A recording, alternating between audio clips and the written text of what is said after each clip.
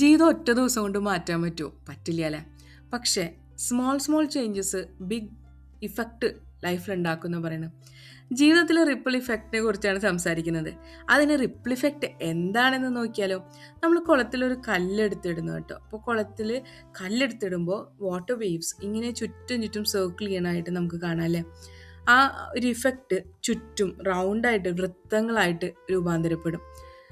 അതുപോലെ തന്നെ ഒരു വൃത്തം, മറ്റൊരു വൃത്തം, പിന്നൊരു വൃത്തം, അങ്ങനെ. അതിനൊക്കെ കാരണം എന്താ? ആ ഒരു കല്ല് നമ്മൾ കുളത്തിൽ ഇട്ടതാണ്. ഒരു കുളത്തിൽ കല്ലിടുന്ന ആ ഒരു മൊമെൻ്റാണ് ഈ വൃത്തങ്ങൾ രൂപീകരിക്കപ്പെടുന്നത്. അതിനെയാണ് നമ്മൾ റിപ്പിൾ ഇഫക്റ്റ് എന്ന് പറയുന്നത്. അതിൽ ജീവിതത്തിന് എന്താ അത്ര കാര്യം എന്നുള്ളതല്ലേ. നമുക്ക് ജീവിതത്തിൽ എങ്ങനെ നടക്കുന്നത് നോക്കാം. നമ്മൾ എല്ലാ ദിവസവും എണീക്കുന്നത് 6 മണിക്കാണെന്നായിരിക്കും. അതിനൊരു 10 മിനിറ്റ് മുൻപ് നമ്മൾ എണീക്കാൻ തീരുമാനിക്കുന്നു. മനസ്സ് ശാന്തമായിട്ട് എണീക്കുന്നു. ദിവസമൊക്കെ നമ്മുടെ കൺട്രോളിലാണ്.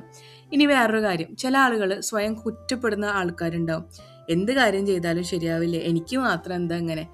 അപ്പോൾ ഈ റിപ്പിൾ ഇഫക്റ്റ് നമ്മളിവിടെ പ്രയോഗിക്കുകയാണ്. നമ്മൾ സ്വയം കുറ്റപ്പെടുത്തുന്ന ഒരു രീതി, സ്മോൾ സ്റ്റെപ്പ് എടുക്കുകയാണ്. We are just stopping that. നമ്മൾ സ്വയം നമ്മളെ കുറ്റപ്പെടുന്ന രീതി നമ്മൾ നിർത്തുകയാണ്, ആ ശീലം മാറ്റുകയാണ്. അപ്പോൾ അവിടെ എന്തുണ്ടാവുന്നു? സെൽഫ് കോൺഫിഡൻസ് വളരുന്നു, ആത്മവിശ്വാസം വളരുന്നു. അത് എന്തുണ്ടാക്കുന്നു? When you stop talking bad about yourself, confidence നമ്മുടെ ഉള്ളിലേക്ക് വലിഞ്ഞു കയറി വരും അല്ലേ? കോൺഫിഡൻസ് എങ്ങനെയൊക്കെയോ രൂപീകരിക്കപ്പെടും. Then people treat you differently. നമ്മൾ വിചാരിച്ച പോലെയല്ല, പണ്ടത്തെ പോലെയൊന്നുമല്ല. ഇപ്പോൾ നമ്മളെ ആൾക്കാർ നന്നായി തന്നെ ട്രീറ്റ് ചെയ്യാൻ തുടങ്ങും. നമ്മളോട് തന്നെ നല്ലത് പെരുമാറി ശീലിച്ച് നമ്മളോട് തന്നെ ആൾക്കാർക്കുള്ള സമീപനം മാറിക്കിട്ടും. ഇനി ആരും കാണുന്നില്ലെങ്കിലും സ്ഥിരമായി നമ്മൾ പരിശ്രമിക്കുകയാണ് ഒരു കാര്യത്തിന് വേണ്ടി. നമ്മളെ നോക്കാനോ കൺട്രോൾ ചെയ്യാനോ ആരുമില്ല. But we are trying for particular thing. നമ്മളൊരു നല്ല കാര്യത്തിന് വേണ്ടി പരിശ്രമിക്കുന്നു, പക്ഷെ നമ്മളെ മോട്ടിവേറ്റ് ചെയ്യാൻ ആരുമില്ല, നമ്മളെ കൺട്രോൾ ചെയ്യാൻ ആരുമില്ല. You keep going when nobody claps. ആരും ബാക്കിൽ നിന്ന് ചെയ്യുന്നതുകൊണ്ട് നിങ്ങളെ ക്ലാപ്പ് ചെയ്യാൻ ആരുമില്ല. But you are doing A thing. Then what is the quality comes in? Discipline gross. നമ്മുടെ ഉള്ളിലേക്ക് ഡിസിപ്ലിൻ വളരുന്നു. And result shows up later. Suddenly every one notice. പക്ഷെ നമ്മുടെ റിസൾട്ട്, നമ്മുടെ വിജയം കാണുമ്പോഴാണ് ആൾക്കാർ നോട്ടീസ് ചെയ്യുന്നത്. എന്തോ ചെയ്തിട്ടുണ്ട്. കാര്യം എന്താ? നമ്മൾ ആത്മാർത്ഥമായിട്ട് പരിശ്രമിക്കുന്നു, ആരും നമുക്ക് വേണ്ടി ക്ലാപ്പ് ചെയ്യാനില്ലെങ്കിലും. അപ്പോൾ ഒരു ശീലം രൂപീകരിക്കുന്നു, വിജയം നമ്മുടെ പിന്നാലെ വരുന്നു. ഇനി ഒരു സത്യം പറയാം കേട്ടോ. നമ്മൾ കുറേ മോട്ടിവേഷനും വലിയ വലിയ ഇൻസ്പിറേഷനും ഒക്കെ കാത്തിരുന്നുണ്ടെങ്കിൽ ചിലപ്പോൾ ജീവിതം അങ്ങോട്ട് മുന്നോട്ട് പോയെന്നൊന്നും വരില്ല. ചെറിയ ശീലങ്ങളാണ് വലിയ വിജയങ്ങൾ ജീവിതത്തിൽ ഉണ്ടാക്കുന്നത്. എൻ്റെ അടുത്ത് എപ്പോഴും എല്ലാവരും പറയുന്ന കാര്യമാണ് നമ്മൾ കൺസിസ്റ്റൻ്റ് ആയിട്ടൊരു കാര്യം ചെയ്യുന്നുള്ളത്. പലപ്പോഴും പല കാരണങ്ങൾ കൊണ്ടും പറ്റാറില്ല. എന്നെ പോലെ ഒരുപാട് പേരുണ്ടാവും. വീട്ടമ്മമാരുണ്ടാവും, വർക്കിംഗ് വുമൻസ് ഉണ്ടാവും, അല്ലെങ്കിൽ പഠിക്കുന്ന കുട്ടികളുണ്ടാവും, എന്നെ കേൾക്കുന്ന ഒരുപാട് ആൾക്കാരുണ്ടാവും. അപ്പം എന്തു ചെയ്യും? ചെറിയ ചെറിയ കാര്യങ്ങൾ ചെയ്യാൻ ശ്രമിക്കാം, ചെറിയ ഡിസിപ്ലിൻ വരുത്താൻ ശ്രമിക്കുക. സോ ഒറ്റയടിക്ക് മാറ്റാൻ പറ്റാത്ത കാര്യമാണെങ്കിൽ കൂടി നമ്മുടെ ലൈഫിലെ ചെറിയ മാറ്റങ്ങൾ നമുക്ക് വലിയ വിജയങ്ങൾ, വലിയ സ്വപ്നങ്ങൾ സാക്ഷാത്കരിക്കാൻ നമ്മളെ ഹെൽപ്പ് ചെയ്യുന്ന.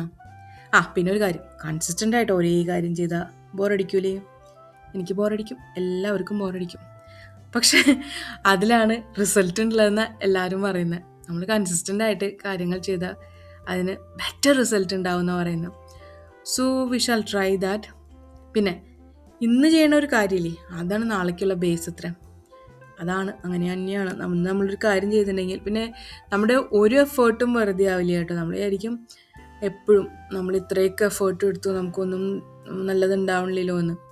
നമ്മളൊരു പുസ്തകം വായിക്കുന്ന ഹാബിറ്റ് ഉണ്ടാക്കിയെടുത്തു നോക്കൂ, നമ്മൾക്ക് ആ പുസ്തകം എന്ത് തരും? നല്ല അറിവുകൾ തരും. പിന്നീട് എപ്പോഴെങ്കിലും നമുക്ക് ആ ജീവിതത്തിൽ ആ അറിവ് ഉപയോഗിക്കാനായിട്ട് ഹെൽപ്പ് ചെയ്യും ആ ഒരു പുസ്തകം വായന എന്നുള്ളൊരു ഹാബിറ്റ്. ഇന്ന് നമ്മളൊരു ശരിയായ കല്ലിടാൻ തീരുമാനിച്ചു കഴിഞ്ഞു എന്ന് വയ്ക്കൂ, നാളെയുടെ തരംഗങ്ങൾ അതിനെ ആശ്രയിച്ചാണ്. നിങ്ങളിപ്പോൾ അറിവിൻ്റെ ഒരു കല്ലാണ് ഇടാൻ തീരുമാനിച്ചതെന്ന് വെച്ചോ, നാളെ നിങ്ങൾക്ക് വലിയൊരു വിശ്വത്തിൻ്റെ റിസൾട്ടാണ് വരാൻ പോകുന്നത്.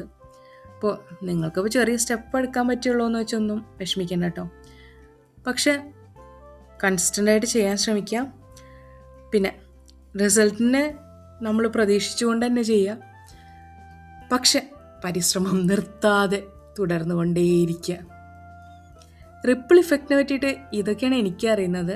നിങ്ങൾക്ക് എന്താണ് എന്നേക്കാൾ കൂടുതൽ അറിയുന്നത്, അല്ലെങ്കിൽ നിങ്ങളുടെ ഐഡിയ എന്താണ് റിപ്പിൾ ഇഫക്റ്റിനെ പറ്റിയിട്ട്, അതെല്ലാം എനിക്ക് കമൻറ്റിലൂടെ അറിയിക്കണേ. Thank you so much for listening to me.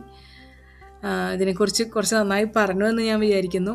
ഞാനും ഇതിനെക്കുറിച്ചുള്ള ഒരു പഠനത്തിലാണ്. എങ്ങനെയാണ് റിപ്പിൾ ഇഫക്റ്റ് ലൈഫിലേക്ക് കൊണ്ടുവരിക എന്നുള്ളതിൽ ചെറിയ ചേഞ്ചസ് വലിയ വിജയത്തിലേക്ക് എല്ലാവരെയും നയിക്കട്ടെ. Thank you so much.